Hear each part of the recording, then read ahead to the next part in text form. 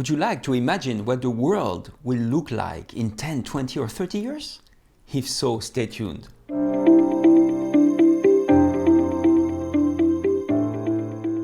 Welcome back to our channel. Now, I was writing in my journal something that I actually enjoy doing, and I really recommend you do the same on a daily basis. Now, writing in my journal, I was trying to imagine we're at the end of quite a tough year, 2020, and we're starting a new year. It will be always interesting to sort of imagine what the future will look like. Because I believe that what we will do in 2021 will define what the world would look like 10 years, 20 years, 30 years from now. Yet if I were to ask you, what will the world look like 5, 10, 20 years from now, you probably will find it quite difficult to answer. Technology will change so much. So many unknown criteria will affect our environment and our world. It's much easier to look back in the past if I were to ask you what happened 50, 100 years, 1,000 years ago. Then you pretty much will have a great answer to provide. Looking at the future is a tough exercise, yet let's try to do that today. There's a good way, there's a very practical way to try this exercise. And I'd like to talk about this with you today. Now, it's about looking at the past and what are the geopolitical or sociological trends. There's a pretty good chance that if those trends are consistent for the past 1,000 years or even 100 years, there's a pretty good chance they will continue on the same path. And that might give us a good idea of what the future will look like. Now,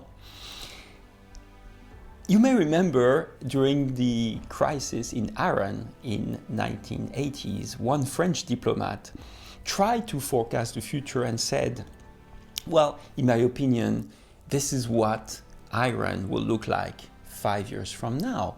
And he made an assumption, and then he wrote a memo to his government back in France, dating the memo, putting a number on the memo. But then he thought, well, there might be a second option. And he did a second memo with a different number, giving a second option. And he did a third one, and the fourth one, and the fifth one, giving 5 different scenarios altogether. And then he made a fortune, and he became very, very famous in the diplomatic world, because at the end he was able to say, as I stated in my memo, dated whatever date and numbered whatever number, this is what happened in Iran.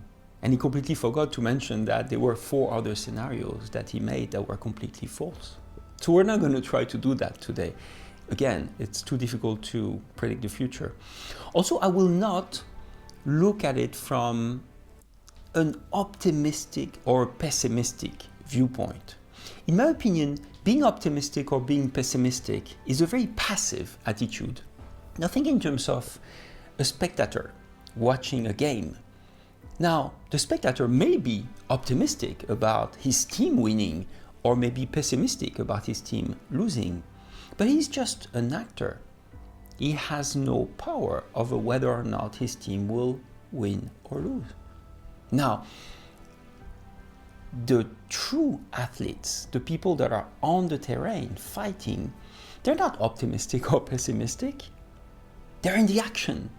They're trying to create the best strategy to win. They're trying to make sure that they understand their opponents. They understand what their tactics will be. So it's not about being optimistic or pessimistic. It's about being a true actor in the change, a true actor in the game. So today I will not say that I'm either optimistic or pessimistic about the future.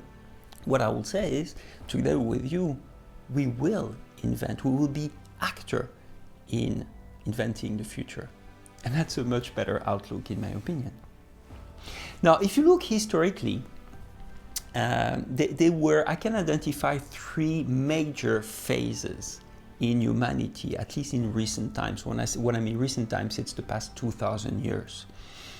The first phase in humanity was all about God, divinity, the reach for eternal life. And our lives at that time, if you were to live at that time, were pretty much governed by that single faith. the fact that we're looking for eternal life. The way you would conduct your life, the way you would interact with your neighbors, with your family, the way what you would eat, the way you would engage into activities was all dictated very much by religion and also ultimately by the will that every individual had to reach eternal life. It changed. It changed mostly in Europe when around the Renaissance time up until the beginning of the 20th century. And that period of time was pretty much about the utopia of equality.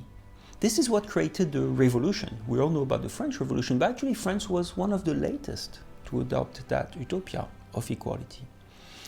And it was all about, well, man is created equal. What can we do to make sure that we are all equal? And everybody was striving for that utopia. At the beginning of the 20th century, it all changed again, and the new paradigm became about individualism. And what individualism is, it's about, well, I need to conduct my life the way I see it fit for me. Others don't matter unless they have a direct influence over my life. So individualism became the major paradigm. The concept of liberty is linked to individualism. And it might seem very obvious to you because we live in this paradigm. But believe me, it was not so much a truth or so obvious to people in the past. If you were to talk to people about the concept of liberty or individualism 100, 200, 300 years ago, they would not see that as a priority in their lives. Yet, it is the paradigm we live in today. Now, individualism has two tools to work. On a collective level, individualism works through what we call democracy. On an individual level, individualism works through the concept of free market.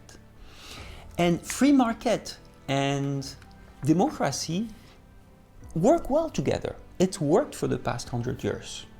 In that sort of equilibrium, maintaining an equilibrium between two extremes, one of them being total anarchy, one of them being total totalitarianism.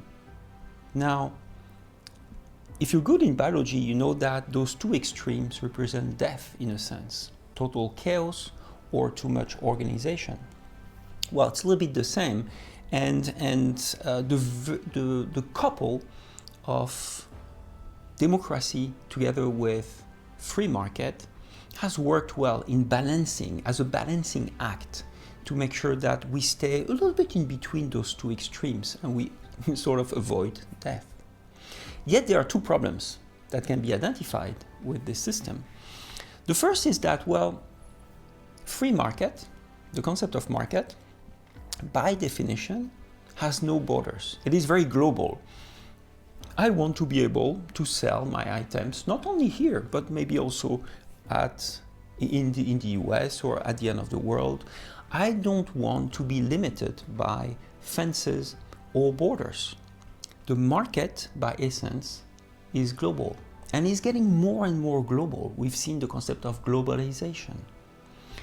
Yet, democracy, by sense, by nature, is a very local concept. It requires the concept of a state with laws that protects democracy. So you have this couple, but they're based on something very different. They contradict themselves, one of them being very local by nature, by essence, the other one more and more being very global. Now, the second issue is individualism, when taken to an extreme, is also a way to deny what exists. You know, individualism is about, well, if I don't like my partner, I get a divorce. If I don't like interacting with this partner, I just break the contract. If I don't like my job, I resign. If I don't like where I live, I move. And we've seen in recent years that people have much less a sense of loyalty towards things like this. And that is about individualism being brought to an extreme. We don't respect, we don't have this sense of loyalty that our parents or grandparents used to have, where they would stay in a specific place for a long time. Today, for example, we have free education. Great. But then once we have this great education, we don't mind moving to another country. It doesn't bother us that this country that provided us with a great free education, well, we're just taking this benefit to some other place because we feel that this other place respects our individuality more. So you have those two issues, the development of individuality and also the fight between free market and democracy. And you see that very well today, where you have those forces interacting. And what will happen, what you see happening, is a push sometimes towards more totalitarianism or a push towards more global free market. You see things such as corporations today have more influence on social issues, on social well-being than governments. It used to be that governments were dictating the rules about the way we live together. Well, today corporations will have, today and tomorrow, corporations will have much more of an impact when it comes to how we define our societal values. Now, I'd like to offer an alternative, a different way. And that's what I call the altruism way. And it's not, when I say altruism, it's not the Boy Scout type of altruism. Altruism is about understanding that we need, very egoistically, we need the community. For example, if I have a telephone, well, I also need others to have a telephone to be able to use my telephone. If I use social media, if I'm present on social media, I need others to be also present on social media. So the happiness of others will define my own happiness. The well-being of others will define my own well-being. So very egoistically, I need to make sure that others are happy. Others have a great life. Others are successful so that I can be happy, have a great life, and be successful myself. We are a community, and the more the world grows, we will be 9 billion people in a matter of a few years. The more the sense of community will be important. And I think entering a world of altruism after this paradigm of individualism is the past. Altruism is something that will define the way we interact with each other, and that will, yes, look at our own benefits, but in the scope of the benefit of everybody else. So I hope this gives you a good idea about the way we are maybe heading towards at the end of this year, 2020. Now, if you like this video, please remember to subscribe to the channel and obviously hit the like button. Don't hesitate to share the video with your friends, your colleagues, your partners. And again, your story starts here.